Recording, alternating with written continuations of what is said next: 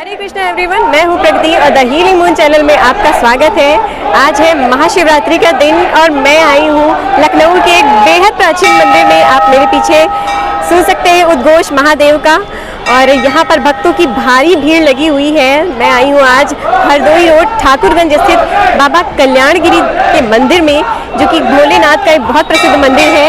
यहाँ भक्तों की भारी भीड़ है और सभी बाबा के आशीर्वाद लेना चाहते हैं। महाशिवरात्रि का दिन तो वैसे भी बहुत विशेष होता है भगवान भोलेनाथ की पूजा को लेकर।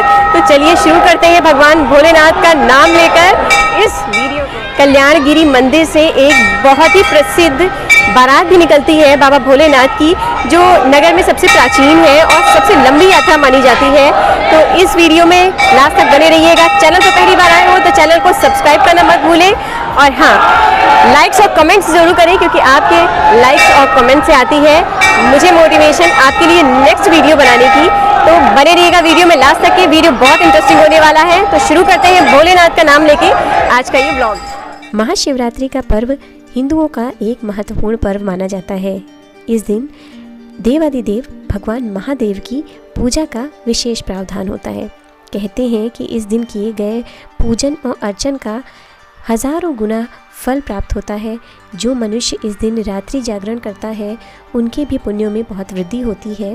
फागुन मास के कृष्ण पक्ष की त्रयोदशी को महाशिवरात्रि का पर्व मनाया जाता है। वैसे तो साल में 12 शिवरात्रियाँ पड़ती हैं, पर महाशिवरात्रि का अपना एक विशेष महत्व होता है।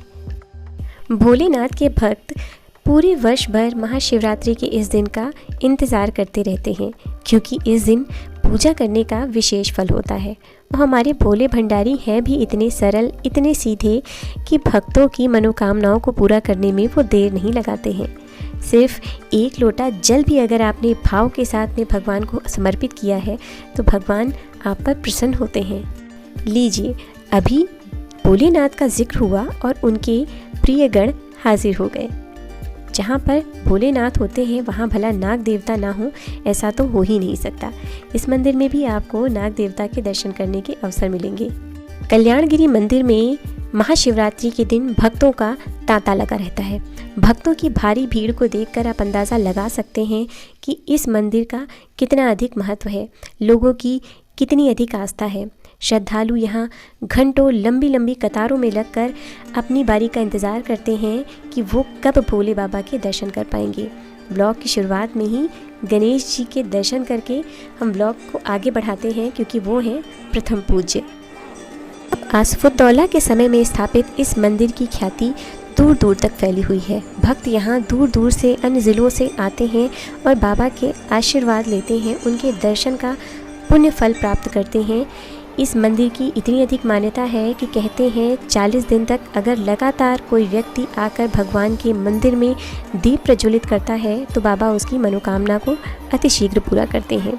वैसे बाबा तो इतने दयालु हैं कि यहाँ पे मनौती मानने की ज़रूरत भी नहीं पड़ती है। बाबा अपने भक्त की मन की सारी अभिलाषाओं को, इच्छाओं को यूं ही पढ़ लेते हैं। नवाबी दौर में बाबा कल्याणगिरी हरिद्वार से जब लखनऊ आए तो उन्होंने गोमती नदी के किनारे अपना आसन लगा लिया और वहीं पर एक अमरख के पेड़ के नीचे भगवान की मूर्ति स्थापित करी। भगवान के पूजन अर्चन के बाद उन्होंने वही खट्टी अमरख भक्तों में जब बांटी तो वो अमरख आम सी मीठी हो गई।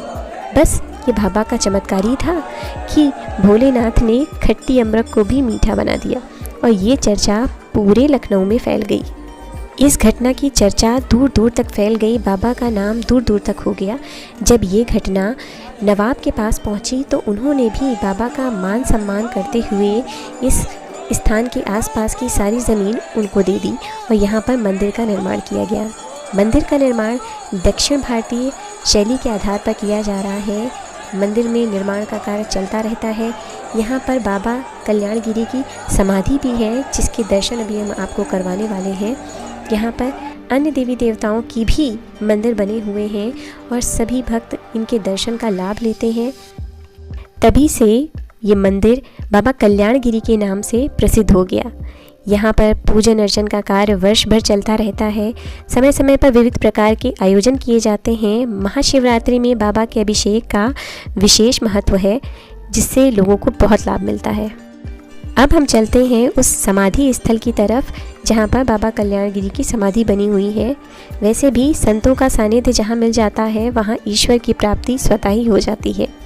संतों का आगमन ही धरती को पवित्र कर देता है, क्योंकि संत हमें भगवान की ओर जाने का मार्ग बताते हैं। सरल स्वभाव के संत हमेशा लोगों के कल्याण के ही बारे में सोचते हैं। भक्त यहाँ बाबा कल्याण गिरी की आरती करते हैं, उनकी समाधि के दर्शन करते हैं और उनसे आशीर्वाद प्राप्त करते हैं ताकि उनके जीवन की सभी समस्याएं दूर हो जाए। महाशिवरात्रि के दिन भक्तों का उत्साह आप देख सकते हैं, किस प्रकार से डमरू बजाकर वो अपने उत्साह को प्रदर्शित कर रहे हैं। युवाओं में तो खासकर इस दिन का बहुत ही ज़्यादा उत्साह रहता है। उनके चेहरों पर आप खुशी देख सकते हैं, किस प्रकार से वो भोले बाबा के डमरू को बजाकर अपने उत्साह को प्रकट कर रहे हैं। आप भी लीजिए इसका आनंद। बाबा कल्याण गिरी का मंदिर काफ़ी विशाल है, इसका प्रांगण काफ़ी बड़ा है। हज़ारों की संख्या में यहाँ भक्त आते हैं और भगवान के दर्शन पूजन का लाभ लेते हैं। अब हम चलते हैं मंदिर के दूसरे हिस्से में, जहाँ पर भगवान शनिदेव के साथ साथ नागा बाबा की भी समाधि बनी हुई है। यहाँ पर बरगद का और पीपल का एक बहुत ही पुराना वृक्ष है। शनिवार के दिन भक्त शनिदेव के पूजन के साथ साथ पीपल की भी परिक्रमा करते हैं, उसका भी पूजन करते हैं, क्योंकि पीपल को भी विष्णु का रूप माना गया है। पीपल के वृक्ष को बहुत ही पवित्र मानते हैं। यहाँ हर आयु वर्ग के लोग आपको दिखाई देंगे। यहाँ बच्चे भी हैं, बुज़ुर्ग भी हैं, महिलाएं भी हैं। सभी भगवान का आशीष लेने आई हैं और चाहती हैं कि महाशिवरात्रि का ये दिन उनके जीवन में सुख संपन्नता लाए और उनकी सभी मनोकामनाओं को पूरा करे। अभी आप कर रहे हैं माँ शेरावाली के दर्शन। अब हम चलते हैं शनिदेव के मंदिर की तरफ। यहाँ पर शनिदेव का एक बहुत ही सुंदर मंदिर बना हुआ है, जहाँ शनिवार के दिन विशेष पूजन होता है।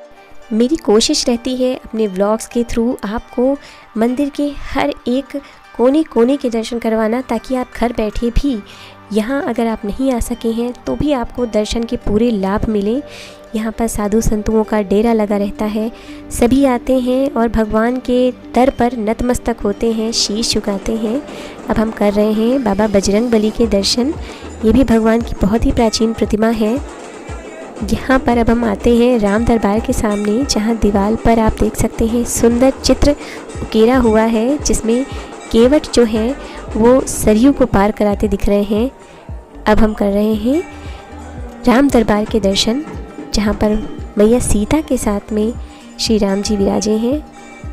बहुत ही सुंदर दृश्य है, आप देख सकते हो। इसे देखकर कितना आनंद हो रहा होगा। और ये उद्घोष, ये घंटी की आवाज़ें, ये डमरू की आवाज़ें, बार बार हर हर महादेव की आवाज़ें जब आप सुनते हैं तो ऑटोमेटिकली आपके अंदर एक ऊर्जा आ जाती है, जोश आ जाता है।